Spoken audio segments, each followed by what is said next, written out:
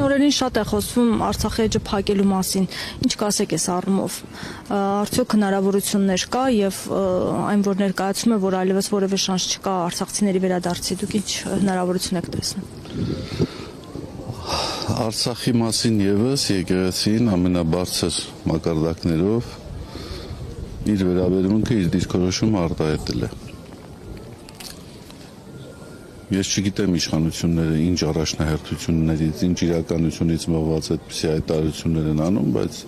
եկեղեցին իր մոտեցումը այդ մասին չափազանց հստակ արտահայտել է։ Արցախի էջը փակված չէ եկեղեցու համար, եւ դրանով է պայմանավորված նաեւ, որ այսօր մենք շատ հետևողականորեն աշխատում ենք Արցախի պատմամշակութային հուշարձանների, սրբավայրերի պահպանության ուղղությամբ։ Վերջի անգամ երևի հենց 3 հայտարարություն են կարել այդ մասին։